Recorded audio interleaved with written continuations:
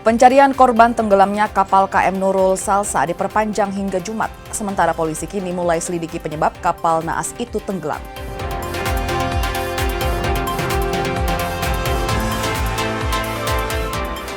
Antrean kendaraan demi solar di Manado terus terjadi. Distribusi barang terganggu dan warga pun mulai protes.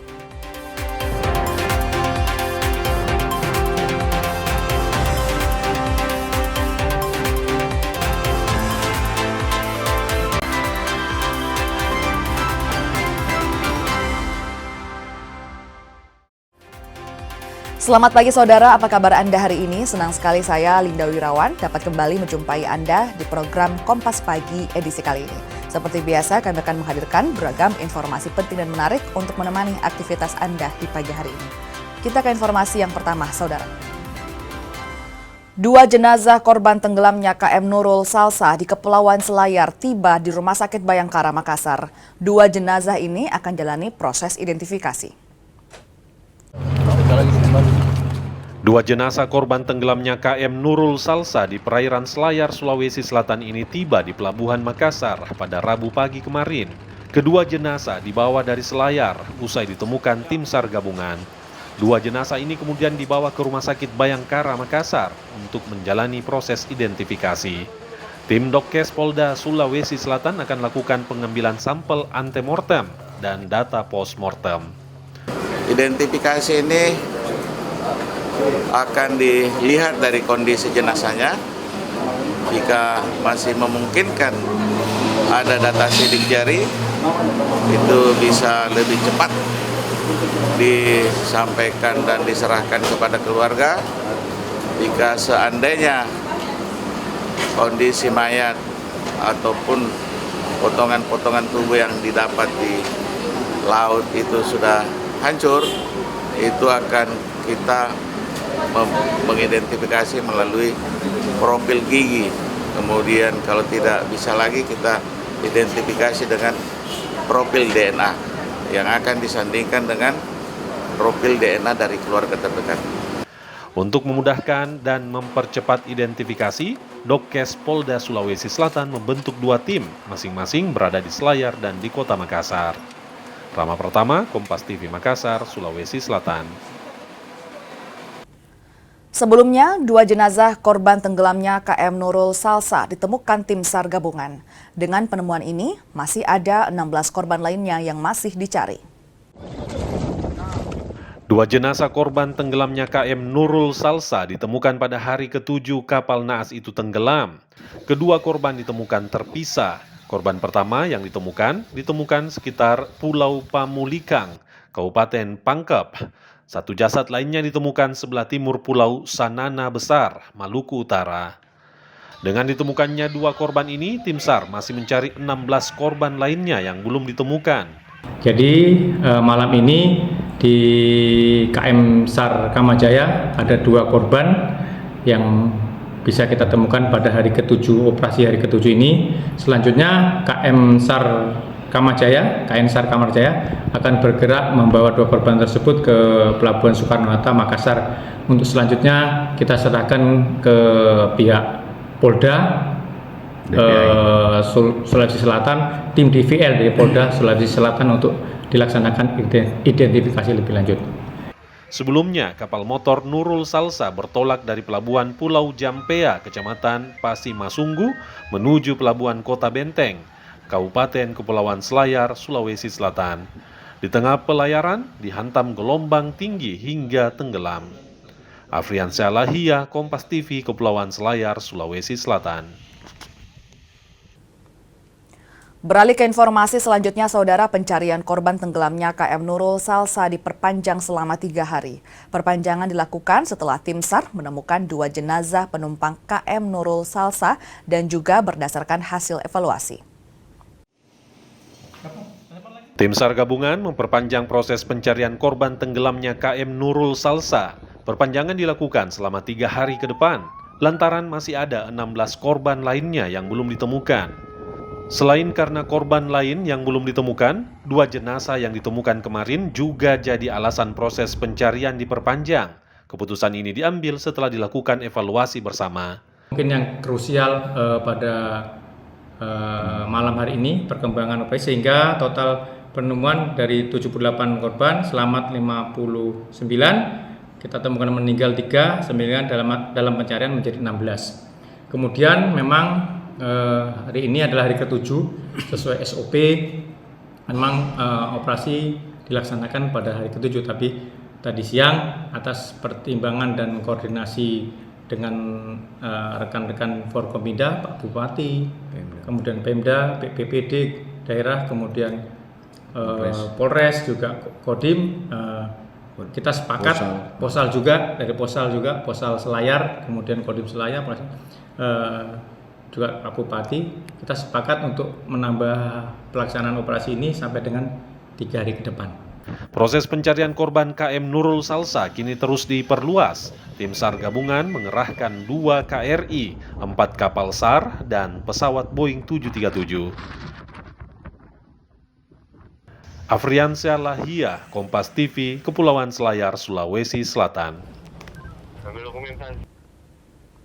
Saudara, pasca tenggelamnya KM Nurul Salsa di Kepulauan Selayar, Polda Sulawesi Selatan mulai lakukan penyelidikan. Polisi memeriksa 21 orang saksi untuk mengetahui penyebab kapal naas itu tenggelam. Direktorat Kriminal Umum Polda Sulawesi Selatan telah memeriksa 21 orang saksi, diantaranya dari nahkoda, ABK, pihak agen pelayaran, dan pihak Syah Bandar. Sejauh ini, polisi menemukan sejumlah kejanggalan, termasuk jumlah penumpang melebihi kapasitas. Dari data, jumlah penumpang dalam manifest sebanyak 45 orang, namun kenyataannya berjumlah 76 orang. Jumlah penumpang dalam kapal tersebut, ini data dari Basarnas, ada 76, tetapi yang masuk dalam manifest itu ada 45, jadi sebagian tidak masuk dalam manifest. Kemudian yang sudah ditemukan ada 59 yang selamat. Yang pertama ada 1 nahkoda, kemudian 7 ABK dan 50 penumpang. Dilakukan pencarian masih ada 17 orang. Kemudian sampel DNA dari keluarga korban yang sudah diambil oleh Bidokes ada 15 sampel. 2 belum dilaksanakan atau masih dalam proses untuk diambil sampel DNA-nya. Kita ke informasi lain, Saudara. Pencocokan lahan sengketa atau konsatering lahan di Makassar berakhir ricuh. Warga yang menolak memblokade jalan hingga melempari petugas. Pencocokan lahan sengketa atau konstatering di Jalan Ujung Bori, Kompleks Andi Tarina, Kecamatan Manggala, Makassar, Sulawesi Selatan berlangsung ricuh. Warga melempari petugas dengan batu, bom molotov, hingga busur. Polisi pun melepaskan tembakan gas air mata untuk membubarkan warga. Petugas kemudian menggunakan mobil taktis untuk membuka akses masuk ke lokasi lahan sengketa. Petugas pun akhirnya lakukan konstatering dengan pengamanan ketat agar proses berjalan lancar. Nah, ini dilaksanakan dengan kekuatan pasukan sebanyak 1.091 orang. Ya. Lalu situasi juga berjalan dengan baik, kondusif. Ya. Ada masyarakat yang memang belum memahami tentang konstatering. Mereka berpikir bahwa ini adalah eksekusi, tapi ini bukan. Ya, ini bukan eksekusi, ini hanya pengukuran saja. Ya. Usai dilakukan konstatering lahan, polisi kemudian meninggalkan lokasi dan situasi kembali berangsur kondusif. Arif Tirtana, Kompas TV, Makassar. Sesaat lagi, Saudara, kami hadirkan informasi Satreskrim Polresta Kendari, Sulawesi Tenggara menangkap pelaku pencurian sepeda motor. Kompas Pagi hadir dengan informasi tersebut.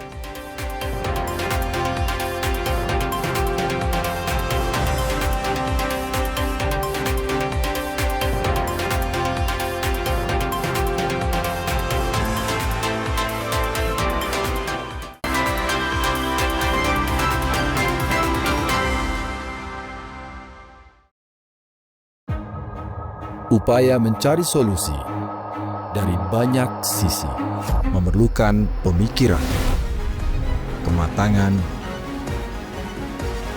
dan kebaruan. Dengan kesadaran guna menciptakan perubahan. Bersama saya, Yogi Nugraha, dalam Satu Meja The Forum. Menyingkap tabir yang menyelimuti realita. Menelusuri sisi gelap peristiwa. Menyibak topeng ketidakadilan yang mengorbankan rakyat. Satu persatu dibongkar dalam Berkas Kompas. Setiap Selasa pukul 11 malam di Kompas TV.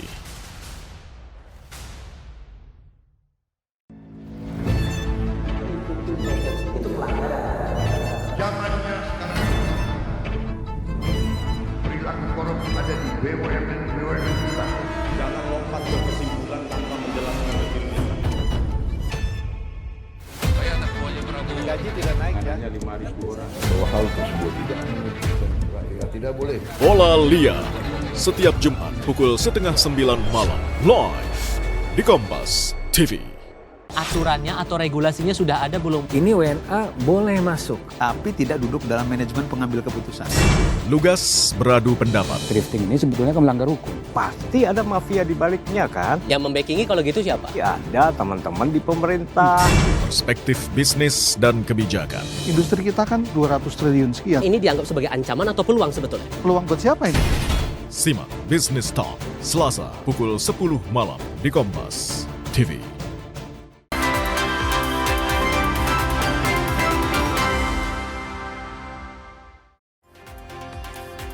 Terima kasih saudara, Anda masih bersama kami di Kompas Pagi, hanya di Kompas TV, independen terpercaya.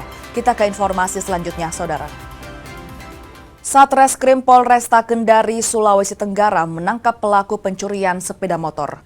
Pelaku merupakan seorang residivis dan beraksi bersama seorang rekannya. Rekan pelaku kini dalam pencarian polisi. Tim Buster 77 Satuan Reskrim Polresta Kendari menangkap terduga pelaku pencurian sepeda motor. Pelaku berinisial LI di sebuah rumah di Kelurahan Punggaloba, Kecamatan Kendari Barat. Dari hasil pemeriksaan awal, pelaku terlibat dalam 4 kasus begal serta 3 kasus curanmor. Dalam beraksi, pelaku bersama rekannya yang kini masih buron. Hasil kejahatan para pelaku digunakan untuk membeli narkoba. Polisi pun menyita senjata tajam, motor, serta ponsel sebagai barang bukti. Dia yang kita tangkap semalam ini sama Buster 77 Polsek Kemaraya merupakan otak dari kejahatan ini. Jadi si tersangka ini inisial LAI yang dimana dia ini merupakan residivis tahun 2023. Hasil pengembangan didapati pencurian kekerasan ataupun begal bahasa sehari-hari kita dengar itu ada 4 TKP dan dia ada curanmor sebanyak 3 TKP. Atas perbuatannya, pelaku dijerat pasal pencurian dengan kekerasan dengan ancaman hukuman maksimal 7 tahun penjara. Silvian Sakia, Kompas TV Kendari, Sulawesi Tenggara. Masih dari Kendari, saudara, Polres Kendari, Sulawesi Tenggara mengungkap kasus dugaan penimbunan BBM bersubsidi jenis solar. Polisi menyita ratusan liter solar sebagai barang bukti. 448 liter BBM bersubsidi jenis solar yang disimpan dalam jerigen ini jadi barang bukti kasus dugaan penimbunan BBM yang diungkap Tipiter Satreskrim Polresta Kendari. Solar tersebut disita dari sebuah rumah di Kelurahan Anggoea, Kecamatan Poasia. Selain menyita ratusan liter solar, polisi juga menahan seorang ibu rumah tangga berinisial ST. ST kini jalani pemeriksaan intensif atas kasus dugaan penimbunan solar tersebut. Saat kejadian penangkapan yang diungkap oleh unit Tipiter oleh Ibda Hermanto bersama tim, pasca kemudian di sini diamankan berhasil 13 jerigen. Ini jerigen 35 liter ya. 35 liter. Kemudian ada yang 15, kemudian ini 2 jerigen masing-masing 16 liter juga ada. Total yang diamankan sebanyak 448 liter total semuanya.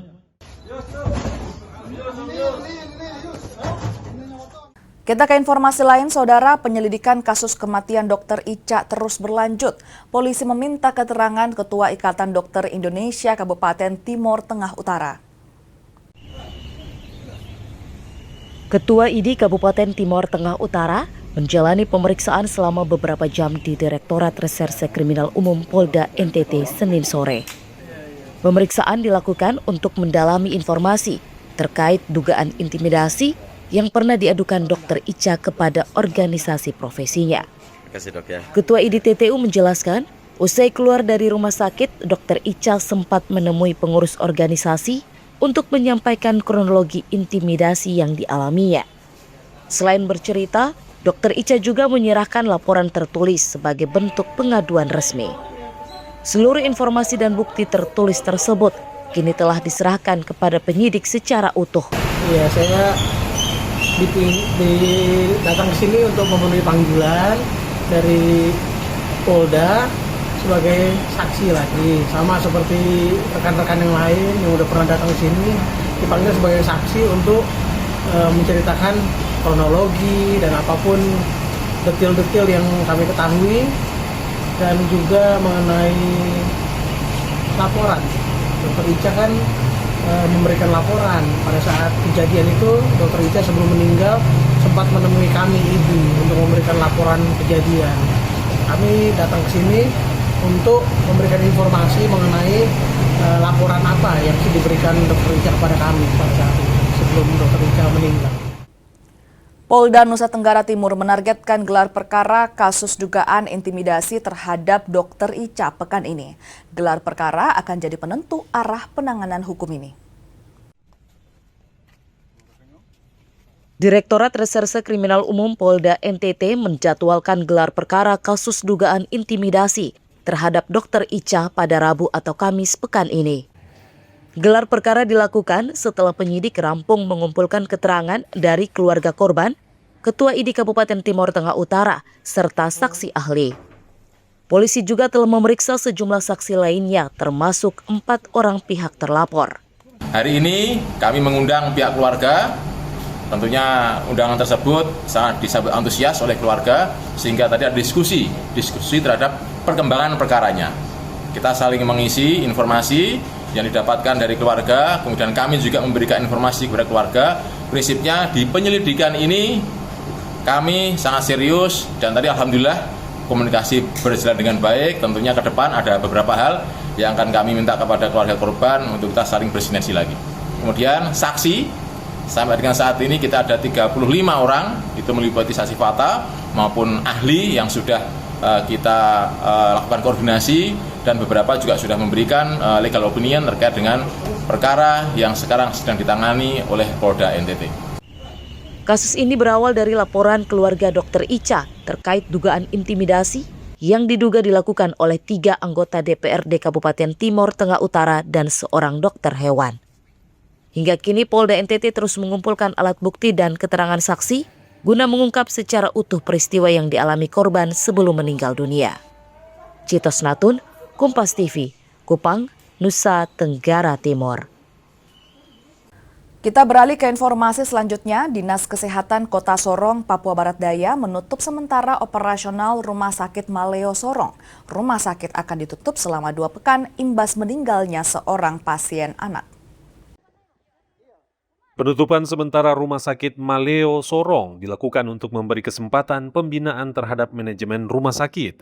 Pembinaan mencakup penyempurnaan standar operasional prosedur atau SOP, penguatan sumber daya manusia, tata kelola pelayanan, hingga peningkatan sistem pengawasan internal. Selain penutupan, audit investigasi juga dilakukan usai pasien anak meninggal dunia di rumah sakit ini pada 16 Juni 2026. Pasien meninggal diduga akibat adanya sejumlah masalah terkait pelayanan. Kami tegaskan bahwa audit investigasi ini bertujuan untuk mengevaluasi sistem pelayanan kesehatan dan memberikan rekomendasi perbaikan, serta untuk sementara sanksi yang diberikan kepada Rumah Sakit Maleo, yaitu untuk sementara tidak menerima pasien, untuk sementara ditutup dan tidak menerima pasien selama 2 minggu sambil Dinas Kesehatan melakukan pembinaan dan penguatan dari sisi manajemen, SOP, SDM, dan lain-lain. Sesaat lagi saudara, kami hadirkan informasi kebakaran hutan dan lahan terjadi di kawasan Gunung Kali 4 Malanu, Kota Sorong, Papua Barat Daya. Selengkapnya kami hadirkan usai jeda, tetaplah bersama kami di Kompas Pagi.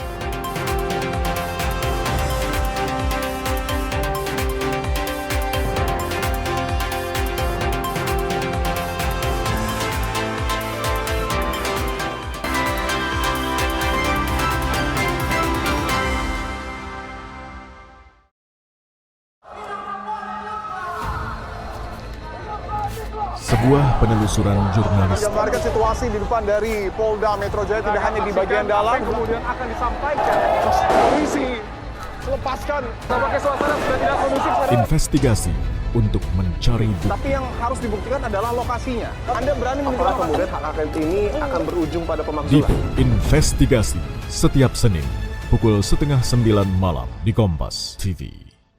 Sejumlah pemerintah daerah Kabinet Merah Putih di bawah komando Presiden Prabowo menjalankan roda pemerintahan demi kemajuan bangsa dan kesejahteraan rakyat Indonesia. Penerapan work from home bagi aparatur sipil negara sebagai langkah efisiensi kerja dan penghematan energi dampak konflik di Timur Tengah. Kawal terus kinerjanya dalam Jurnal Merah Putih. Senin sampai Jumat pukul 2:30 siang live di Kompas TV. Rencana Amerika Serikat yang akan melakukan serangan besar ke Iran dalam pekan ini disambut Garda Revolusi dengan serangan terbaru ke Israel.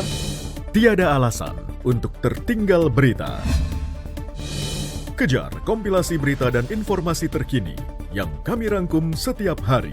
Kita jumpa lagi di Kilas Kompas. Ikuti Kilas Kompas setiap hari pukul 11:30 malam live di Kompas TV. Saudara, misi perdamaian di Lebanon berujung duka. Indonesia mendesak PBB melakukan investigasi. Malam tiba. Saatnya melengkapi khazanah informasi Anda dengan update berita terkini sebagai referensi. Ratusan pasien di Rumah Sakit Siloam, Kota Manado berhamburan keluar saat gempa dengan magnitudo 7,6 mengguncang. Kompas Malam setiap hari pada jam-jam berikut. Live di Kompas TV.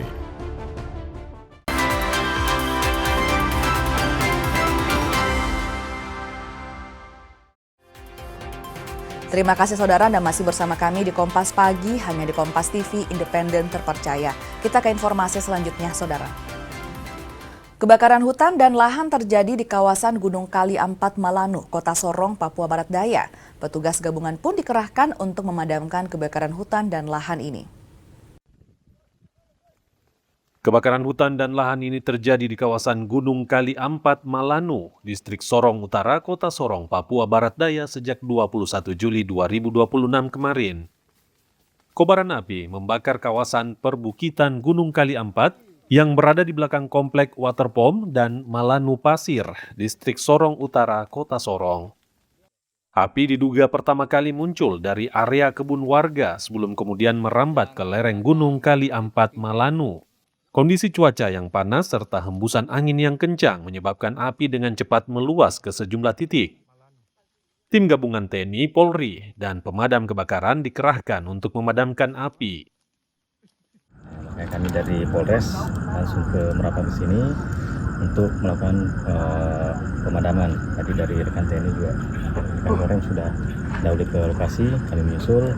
Terus kami sudah koordinasikan juga dengan pemadam sudah datang. Standby, syukurnya sampai jam sekarang ini sinergitas TNI Polri dalam memadamkan api, apinya alhamdulillah sudah padam. Itu dugaan sementaranya apa? Untuk dugaan kita masih lidik, belum bisa dipastikan ya. Nanti melihat dari situasinya. Petugas lakukan pemantauan untuk memastikan tidak adanya lagi titik api baru sekaligus menyelidiki penyebab pasti kebakaran tersebut. Azharul Rahmat, Kompas TV, Sorong, Papua Barat Daya. Masih dari Sorong, saudara, kasus kebakaran di pemukiman warga distrik Sorong Barat, Kota Sorong, Papua Barat Daya masih terus diselidiki. Dugaan sementara, api berasal dari tumpukan sampah dan menjalar ke rumah warga. Usai kebakaran rumah warga, polisi lakukan pemeriksaan sejumlah saksi dan juga menggelar olah TKP. Dari hasil penyelidikan awal, polisi menduga sumber api berasal dari tumpukan sampah yang berada di samping rumah salah seorang warga. Api kemudian merambat ke rumah warga hingga memicu kebakaran. Ya, kemungkinan pasti ada yang bakar, tapi itu masih kita telusuri dan informasi yang berkembang juga di tengah masyarakat di sana mulai dari tadi malam bahwa sumber itu memang dari sampah, api sampah. Cuman siapa yang membakar sampah itu kami masih dalam ini, karena dari keterangan awalnya bahwa dituduhkan kepada Bapak Prengkini yang membakar sampah. Tetapi setelah kita ambil keterangan dia, bahwa dia menyatakan bahwa saya tidak pernah membakar sampah di situ. Kita ke Manado, saudara. Antrean kendaraan untuk mengisi solar masih terus terjadi. Dampaknya, distribusi logistik di Manado mulai terhambat. Sudah lebih dari 2 pekan belakangan, antrean pembelian solar di sejumlah SPBU di Kota Manado masih terjadi. Kondisi ini telah berdampak terhadap pekerjaan para sopir, salah satunya sopir pengantar kue untuk rute Kota Manado Amurang yang bernama Reki. Dirinya mengaku kesulitan karena harus mengantre hingga 3 jam lamanya demi mendapatkan solar. Antrean panjang ini membuat pengiriman menjadi terlambat sehingga sering dikeluhkan oleh pihak toko. Bukan hanya terlambat mengantar pasokan roti ke toko-toko, akibat antrean panjang itu, Reki mengaku waktu kerjanya juga menjadi lebih panjang dari biasanya. So, sekitaran 1 jam lebih, sudah dapat ya atau belum?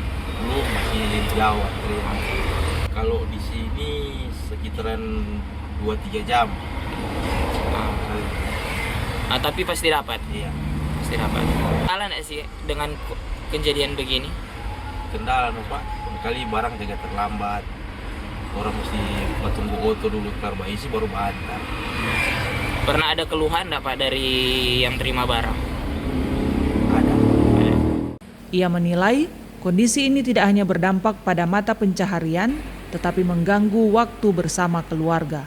Swingli Manderes, Kompas TV, Manado, Sulawesi Utara.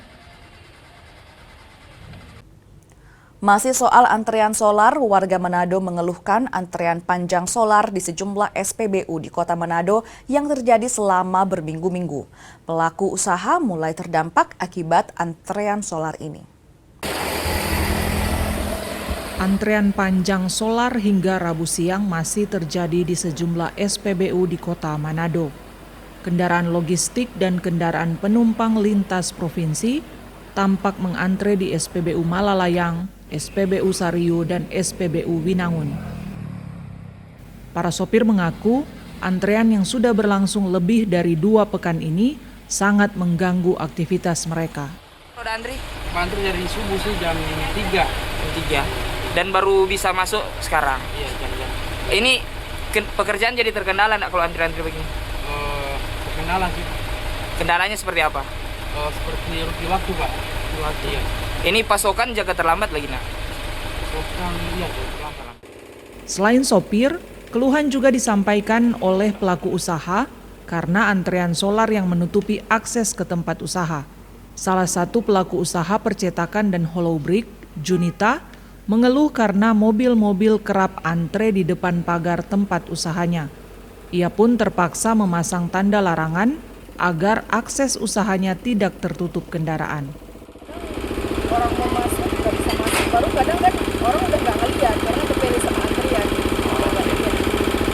Kalau di sini jalan besar sama karena kepilih sama mobil-mobil yang tinggi, kadang yang kelihatan.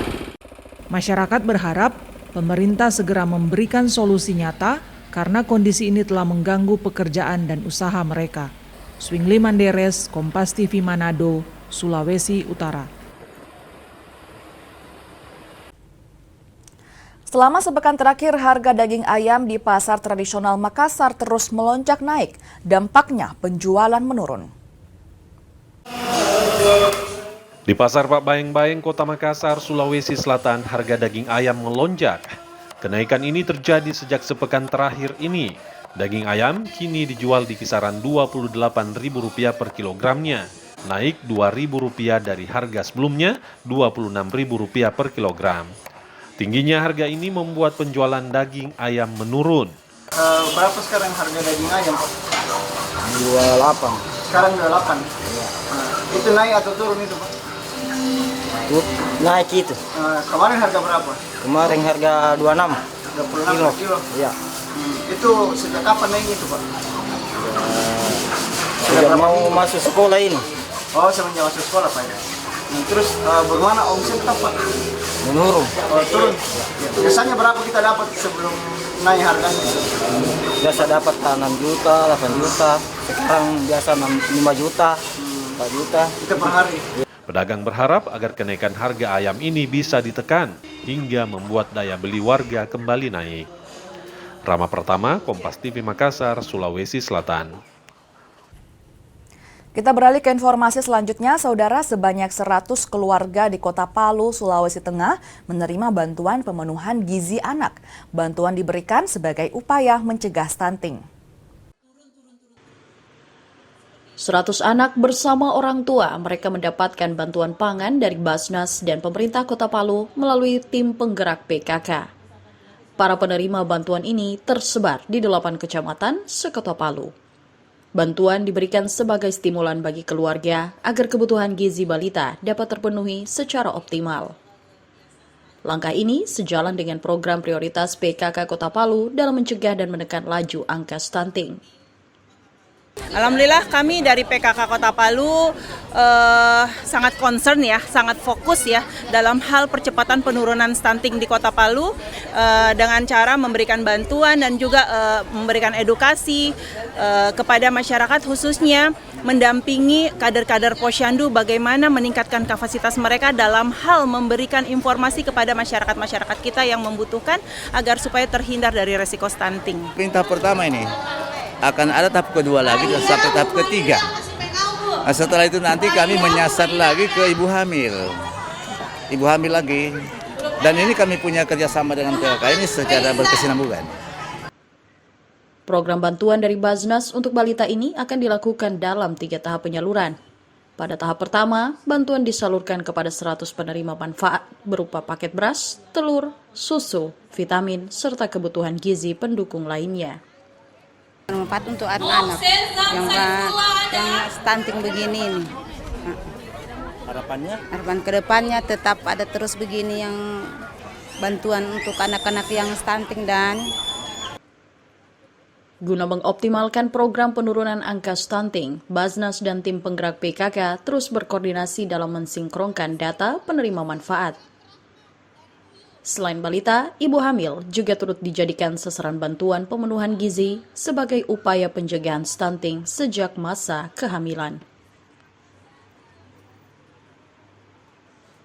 Aldrim Talara, Kompas TV, Palu, Sulawesi Tengah. Sesaat lagi kami hadirkan informasi Zinedine Zidane akan jadi pelatih baru timnas Prancis usai Piala Dunia 2026 berakhir. Kami kembali usai jeda, tetaplah bersama kami di Kompas Pagi.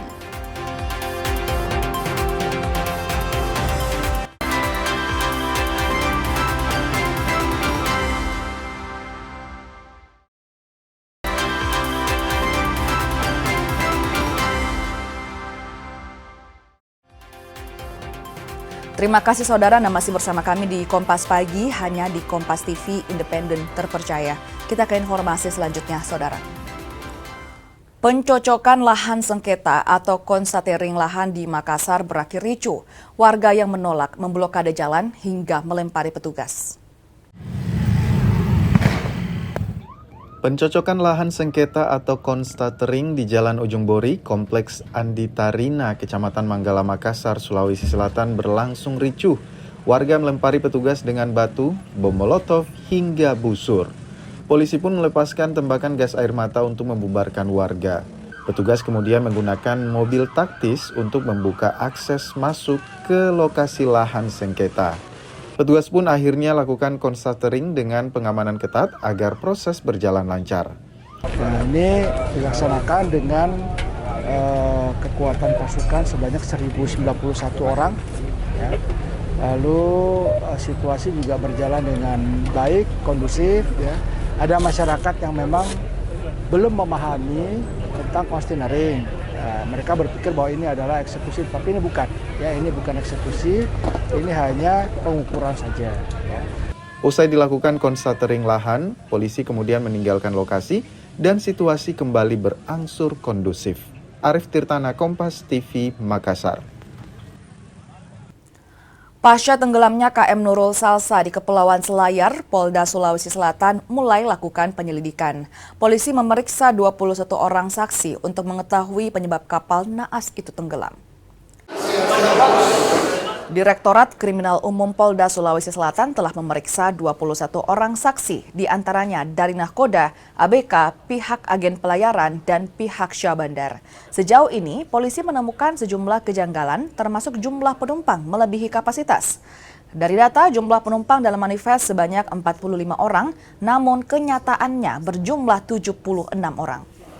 Jumlah penumpang dalam kapal tersebut, ini data dari Basarnas, ada 76, tetapi yang masuk dalam manifest itu ada 45, jadi sebagian tidak masuk dalam manifest.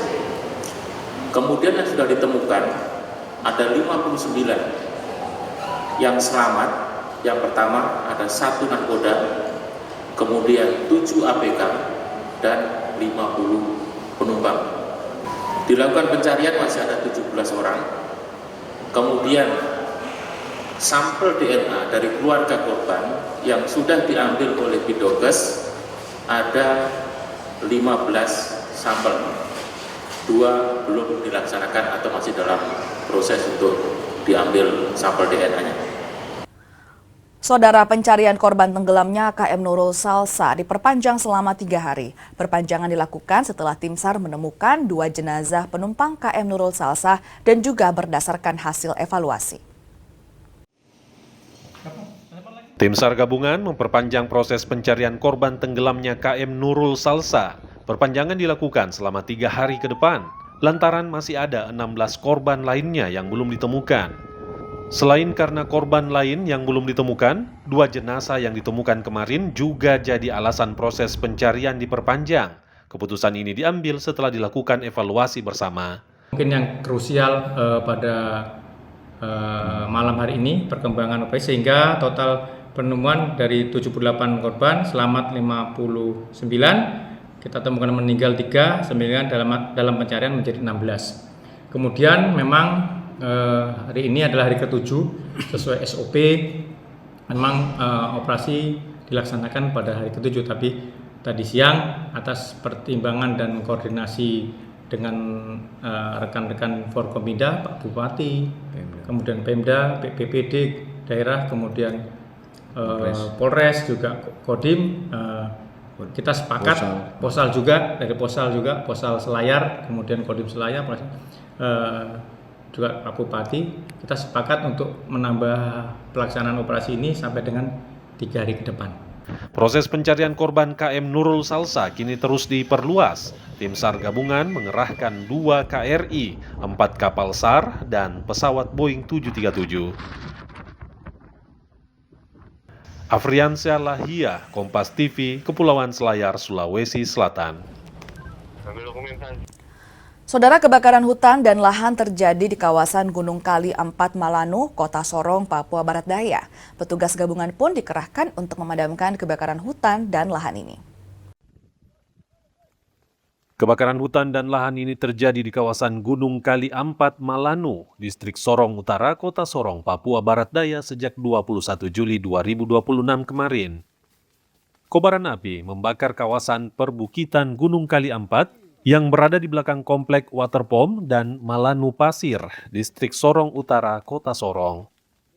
Api diduga pertama kali muncul dari area kebun warga sebelum kemudian merambat ke lereng Gunung Kali 4 Malanu. Kondisi cuaca yang panas serta hembusan angin yang kencang menyebabkan api dengan cepat meluas ke sejumlah titik. Tim gabungan TNI, Polri, dan pemadam kebakaran dikerahkan untuk memadamkan api. Makanya kami dari Polres langsung ke Merapen ke sini untuk melakukan pemadaman. Tadi dari rekan TNI juga, rekan Polres sudah dahulu ke lokasi, kami menyusul. Terus kami sudah koordinasikan juga dengan pemadam sudah datang, terus standby. Syukurnya sampai jam sekarang ini sinergitas TNI Polri dalam memadamkan api. Apinya alhamdulillah sudah padam. Itu dugaan sementaranya apa? Untuk dugaan kita masih lidik, belum bisa dipastikan ya. Nanti melihat dari situasinya. Petugas lakukan pemantauan untuk memastikan tidak adanya lagi titik api baru sekaligus menyelidiki penyebab pasti kebakaran tersebut. Hazarul Rahmat, Kompas TV, Sorong, Papua Barat Daya. Dan saudara, informasi tadi juga sekaligus menutup perjumpaan kita di Kompas Pagi edisi kali ini. Saya Linda Wirawan bersama dengan segenap kru yang bertugas mengucapkan terima kasih, selamat pagi, selamat beraktivitas, dan sampai jumpa.